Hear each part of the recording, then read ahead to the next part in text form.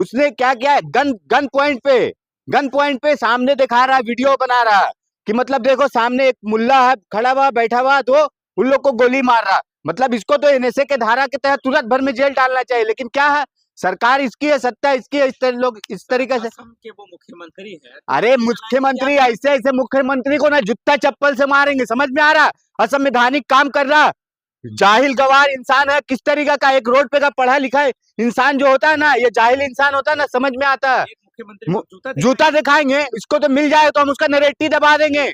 ये किस तरीके का काम कर रहा है, संवैधानिक काम कर रहा है।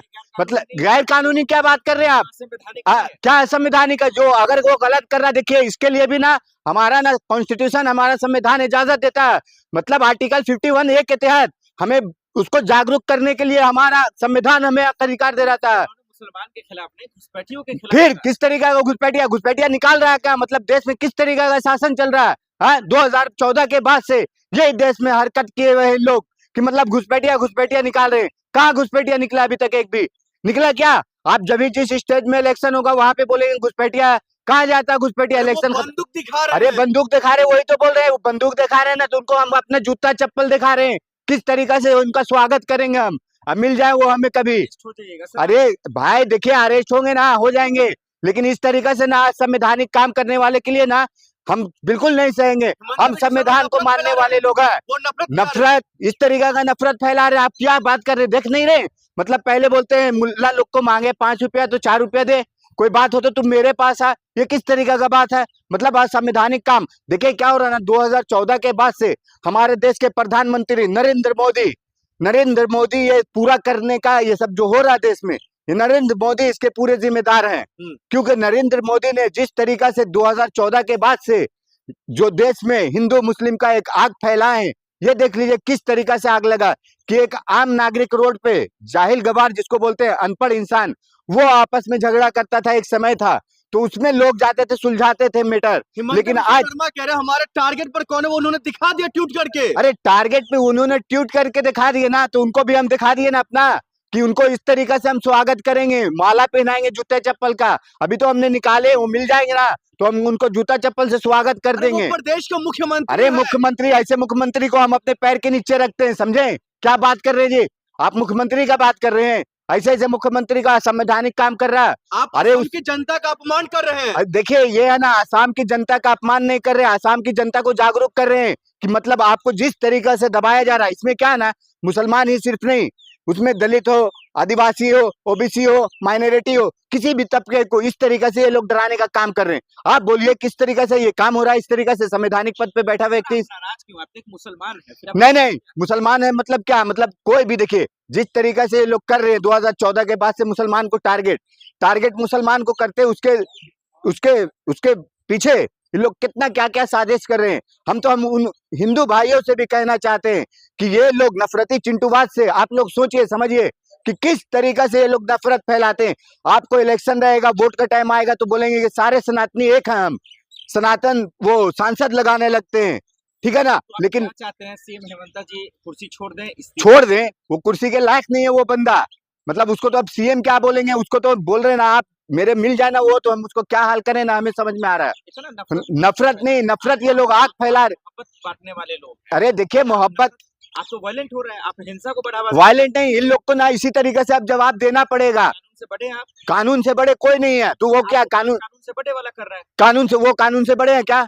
जिस तरीके से जिस उसको सजा देगा, कानून सजा, क्या कानून सजा दे रहा है? एक बार हुआ, एक बार होता है, इंसान बोले चलो भाई बाय मिस्टेक हुआ एक बात। हम अगर मान लिया अभी कुछ बोल रहे हैं आपको, हम कुछ गुस्सा में जुनून में बोल रहे हैं, वो बात अलग है, लेकिन वो डायरेक्ट वीडियो बना रहा है, शूट कर रहा है, हर एक चीज कर रहा है, वायरल कर रहा है। मतलब आप क्या करना चाह रहे हैं देश में? देश में करना क्या चाह रहे हैं आप? ये सब संवैधानिक पद पे बैठा व्यक्ति को इजाजत देता है संविधान। बिस्वा जी को गिरफ्तार किया जाए, वो उसको मेन देखिए क्या है ना, हम आप बोलेंगे कि गिरफ्तार किया जाए, लेकिन करेगा कौन? क्योंकि देखिए दिल्ली में शासन सत्ता में जो बैठे हैं, वहां पे देख लीजिए किस तरीका से अमित शाह जी हैं या मोदी जी हैं, जो भी है यहाँ पे, उन लोगों को नहीं दिख रहा है ये। उन लोगों को दिखना चाहिए ना कि हाँ क्या हो रहा है देश में, किस तरीका से नफरत के माहौल बैठा है देश में। नफरत की बाजार में मोहब्बत की दुकान खोलने की बात करते हैं हमारे नेता राहुल गांधी। हेमंत बिस्वा शर्मा को लेकर हमारे राज्यसभा सांसद जो मल्लिकार्जुन खड़गे जी ने उनकी नाम भी लेने के लिए बोले कि हमारे उसका नाम लेना भी जुबान से ना हमारे लिए अशुभ है। तो मतलब आप सोच लीजिए जिस तरीका से उसने बयान दिया हेमंत विश्व शर्मा ने, आप सोचिए कितना बड़ा असंवैधानिक काम किया। अभी उसके खिलाफ हम लोग ने ना, कांग्रेस ने अभियान चलाया, 100 FIR उसके खिलाफ दर्ज कर रहे हैं हम लोग। और वो ये देखिए कि क्या होगा उनका।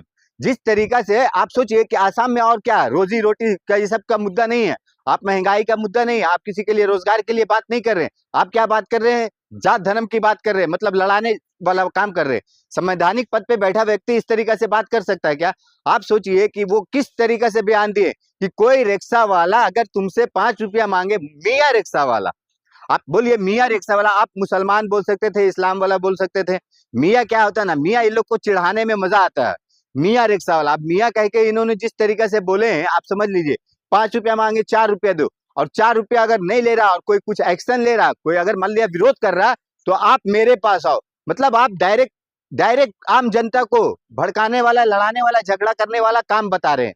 ये कौन सा तरीका है? आप समझिए कि आप बात करना चाहिए था कि हाँ भाई, नहीं ठीक है भाई, कोई भी हो संवैधानिक पद पे बैठा व्यक्ति एक दूसरे से मिलजुल के किस तरीके से होता है, चलो भाई बात विवाद होता है, हर किसी में होता है, लेकिन ये किस तरीका का बात कर रहा है?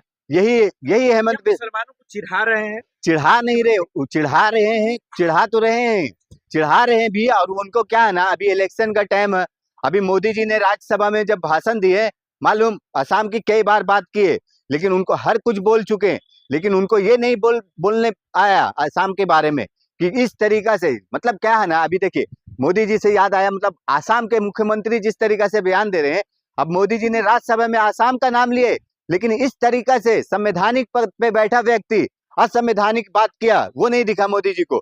और मोदी जी को नहीं दिखने का वजह ये देखिए कि मोदी जी जब खुद बोलते हैं कि मंदिर मस्जिद की बात करते हैं, कब्रिस्तान शमशान की बात करते हैं, कपड़ों की बात करते हैं, मटन मुर्गी मच्छी की बात करते हैं, तो कैसे ये बोलेंगे?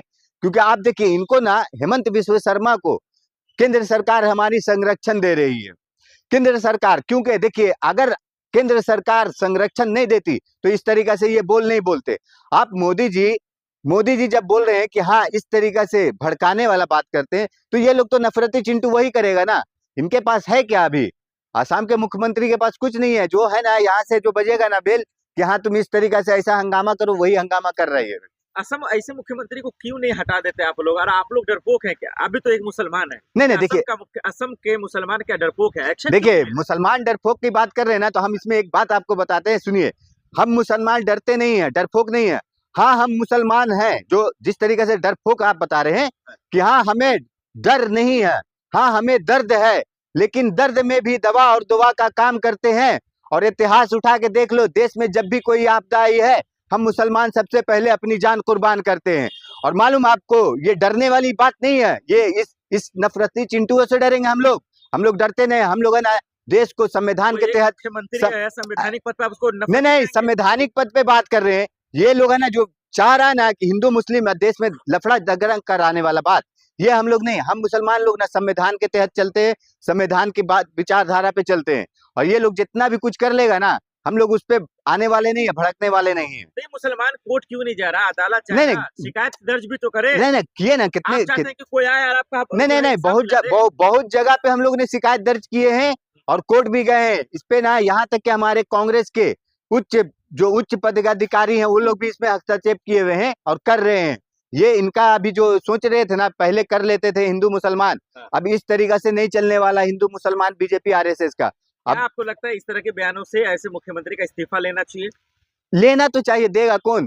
बीजेपी 2014 के बाद से क्या है ना, देश में 2014 के बाद से जो जितना अपशब्द बोलने वाला वो उतना उच्च पद पे बैठता है बीजेपी मोदी जी के राज में।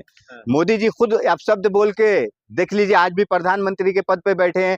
2014 में आए अच्छे दिन का वादा करके, 2020-19 में जीते, मालूम पुलवामा के शहीदों के नाम पे वोट लिए, 2024 में EVM पूरा घोट रहे हैं, जिसमें खुलेआम वो गोली चला रहे हैं और जिसको मार रहे हैं और उसका फिर वो डिलीट कर रहे हैं। ये मंशा ही उनकी बता देती है कि दरअसल उसके दिमाग में नहीं, उनके शरीर के हर पूरे नस में मुसलमानों को लेकर कितनी जहर भरी पड़ी है, इसका अंदाजा आप लगा सकते हैं। लेकिन सवाल यही है कि अदालत कहाँ है, कानून व्यवस्था कहाँ है? मोदी जी, अमित शाह जी, RSS के मोहन भागवत जी कहाँ है? जो आपके बने बनाए लाडले ऐसे दिन दहाड़े नफरत फैला रहे हैं, लेकिन आप उनको कुर्सी से नहीं हटा रहे हैं। एक तरफ भागवत जी आप कह रहे हैं कि भाई संघ में कोई किसी का भी स्वागत है, लेकिन इसी समाज में मुसलमानों को लेकर इतनी नफरत उनके जेहन में आखिर क्यों है? यही हम बात करेंगे कि ऐसे मुख्यमंत्री को तत्काल तुरंत इसी वक्त जो है इस्तीफा लिया जाए, बर्खास्त किया जाए। इतनी नफरत देश में क्यों बहरा रहे हैं? एक तरफ राहुल गांधी मोहब्बत की बात कर रहे हैं, डोर टू डोर जा रहे हैं, कश्मीर से कन्याकुमारी तक वो जा रहे हैं और वो कह रहे हैं मोहब्बत बांट रहे हैं, जनता की तकलीफ को समझ रहे हैं। लेकिन ये मुसलमानों को कह रहे हैं यहाँ से भागा आओ, पैसे कम दो ताकि तकलीफ होगा। मियाँ से बुलाया जा रहा, इसी पे खुलकर आज बातचीत करेंगे कि इतनी नफरत सीएम हेमंता जी के दिमाग में आखिर क्यों भरी पड़ी है, इतनी नफरत वो क्यों फैलाना चाहते हैं। लेकिन इन्हीं नफरतों के बीच में इनका मुकाबला करते हैं हमेशा से राहुल गांधी, उनके सिपाही अरुण मलिक जी, कांग्रेस के वरिष्ठ नेता भी हैं, सीनियर भी हैं, बेबाकी से अपनी बात भी रखते हैं। लेकिन सवाल यही है कि आखिर ये कायर सरकार कब सुनेगी, ये एक बड़ा सवाल है। मलिक जी आपका बहुत बहुत स्वागत है जी। नफरतों के खिलाफ तो आप लोग लड़ते ही हैं, आखिर बिल्कुल। क्यों हेमंता जी ऐसा घटिया बयान दे रहे हैं, घिनौना बयान दे रहे हैं? देखिए ये जो मुख्यमंत्री है ना, इसको एक तो तत्काल एक तो बर्खास्त करो, दूसरा इसको जेल में डालो। इनको ये पूछो तुम्हारे डराने से कोई डर जाएगा? मुख्यमंत्री की